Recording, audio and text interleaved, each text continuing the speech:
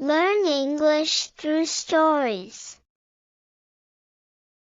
Alice's Adventures in Wonderland by Lewis Carroll.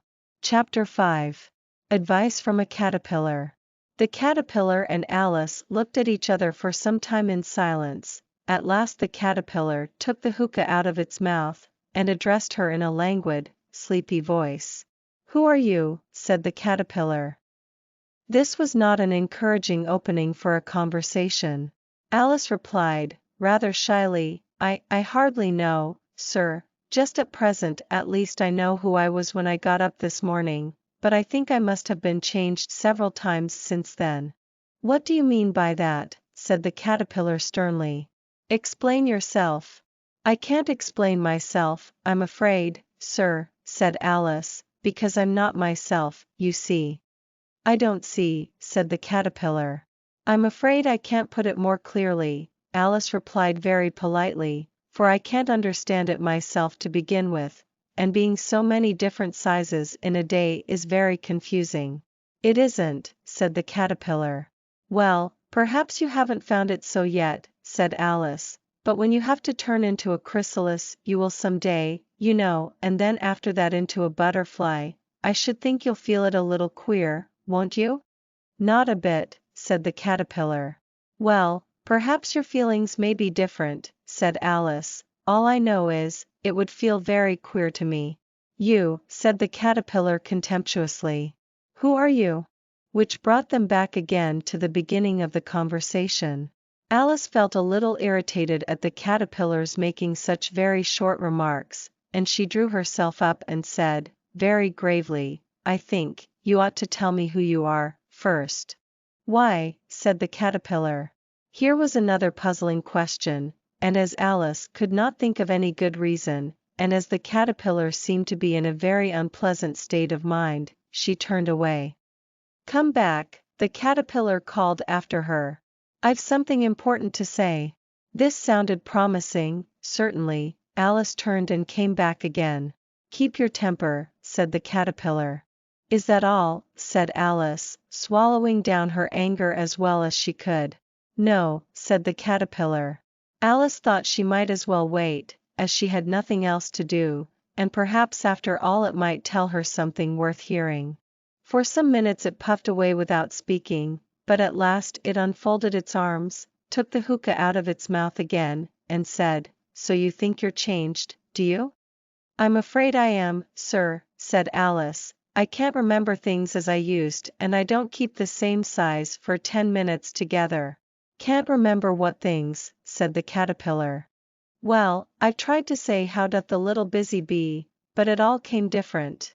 Alice replied in a very melancholy voice. "Repeat, you are old, Father William," said the caterpillar. Alice folded her hands, and began. "You are old, Father William," the young man said, "and your hair has become very white. And yet you incessantly stand on your head. Do you think, at your age, it is right?" "In my youth," Father William replied to his son, "I feared it might injure the brain. But, now that I'm perfectly sure I have none, why, I do it again and again." "You are old," said the youth, "as I mentioned before, and have grown most uncommonly fat. Yet you turned a back somersault in at the door. Pray, what is the reason of that?" "In my youth," said the sage, as he shook his grey locks, "I kept all my limbs very supple. By the use of this ointment, 1 shilling the box. Allow me to sell you a couple?"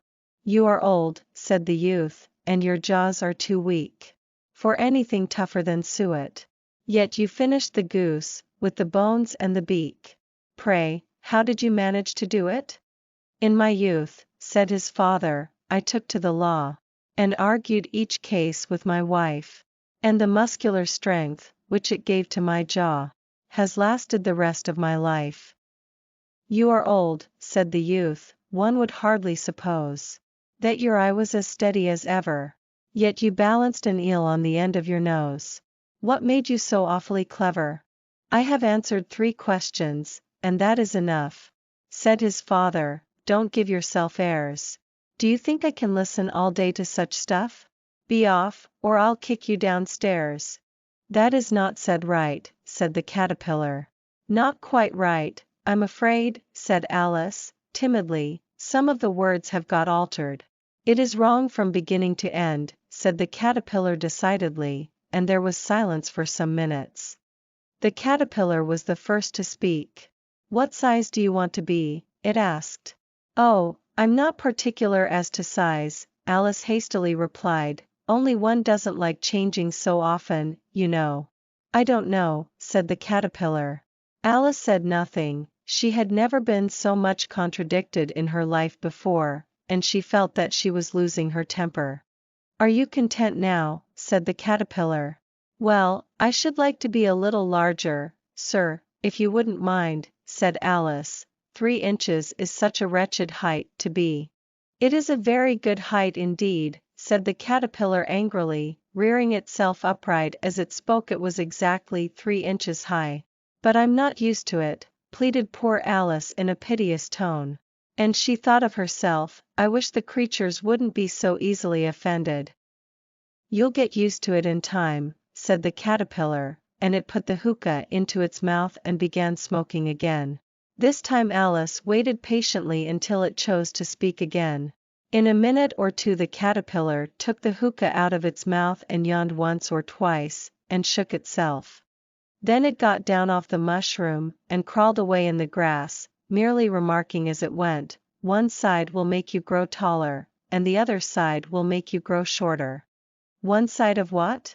The other side of what? Thought Alice to herself.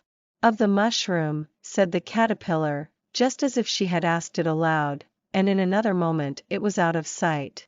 Alice remained looking thoughtfully at the mushroom for a minute, trying to make out which were the 2 sides of it, and as it was perfectly round, she found this a very difficult question.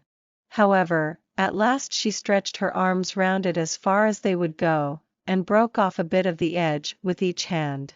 And now which is which? She said to herself, and nibbled a little of the right-hand bit to try the effect.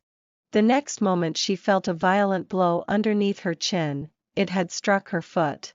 She was a good deal frightened by this very sudden change, but she felt that there was no time to be lost, as she was shrinking rapidly. So she set to work at once to eat some of the other bit.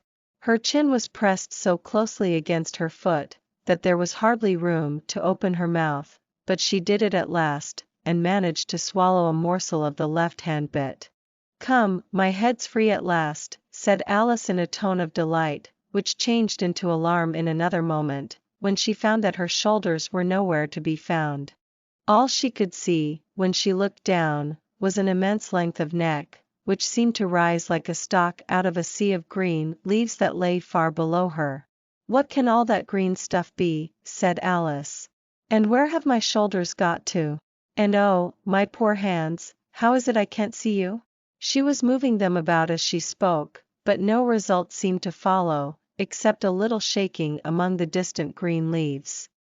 As there seemed to be no chance of getting her hands up to her head, she tried to get her head down to them, and was delighted to find that her neck would bend about easily in any direction, like a serpent.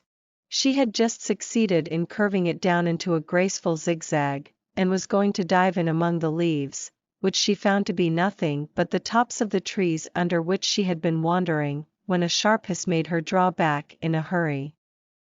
A large pigeon had flown into her face, and was beating her violently with its wings. Serpent, screamed the pigeon. I'm not a serpent, said Alice indignantly. Let me alone. Serpent, I say again, repeated the pigeon, but in a more subdued tone, and added with a kind of sob, I've tried every way, and nothing seems to suit them. I haven't the least idea what you're talking about, said Alice. I've tried the roots of trees, and I've tried banks, and I've tried hedges, the pigeon went on, without attending to her, but those serpents. There's no pleasing them. Alice was more and more puzzled, but she thought there was no use in saying anything more till the pigeon had finished. As if it wasn't trouble enough hatching the eggs, said the pigeon, but I must be on the lookout for serpents night and day. Why, I haven't had a wink of sleep these 3 weeks. I'm very sorry you've been annoyed, said Alice, who was beginning to see its meaning. And just as I'd taken the highest tree in the wood, continued the pigeon, raising its voice to a shriek. And just as I was thinking I should be free of them at last, they must needs come wriggling down from the sky. Ugh, serpent! But I'm not a serpent, I tell you, said Alice. I'm a. Well, what are you, said the pigeon. I can see you're trying to invent something. I'm a little girl, said Alice, rather doubtfully, as she remembered the number of changes she had gone through that day. A likely story indeed, said the pigeon in a tone of the deepest contempt. I've seen a good many little girls in my time, but never one with such a neck as that. No, no. You're a serpent, and there's no use denying it. I suppose you'll be telling me next that you never tasted an egg. I have tasted eggs, certainly, said Alice, who was a very truthful child, but little girls eat eggs quite as much as serpents do, you know. I don't believe it, said the pigeon, but if they do, why then they're a kind of serpent, that's all I can say. This was such a new idea to Alice, that she was quite silent for a minute or two, which gave the pigeon the opportunity of adding. You're looking for eggs, I know that well enough, and what does it matter to me whether you're a little girl or a serpent? It matters a good deal to me, said Alice hastily, but I'm not looking for eggs, as it happens, and if I was, I shouldn't want yours, I don't like them raw. Well, be off, then, said the pigeon in a sulky tone, as it settled down again into its nest. Alice crouched down among the trees as well as she could, for her neck kept getting entangled among the branches, and every now and then she had to stop and untwist it. After a while she remembered that she still held the pieces of mushroom in her hands, and she set to work very carefully, nibbling first at one and then at the other, and growing sometimes taller and sometimes shorter, until she had succeeded in bringing herself down to her usual height. It was so long since she had been anything near the right size, that it felt quite strange at first, but she got used to it in a few minutes, and began talking to herself, as usual. Come, there's half my plan done now. How puzzling all these changes are. I'm never sure what I'm going to be, from one minute to another. However, I've got back to my right size. The next thing is, to get into that beautiful garden. How is that to be done, I wonder? As she said this, she came suddenly upon an open place, with a little house in it about 4 feet high. Whoever lives there, thought Alice, it'll never do to come upon them this size. Why, I should frighten them out of their wits. So she began nibbling at the right-hand bit again, and did not venture to go near the house till she had brought herself down to 9 inches high.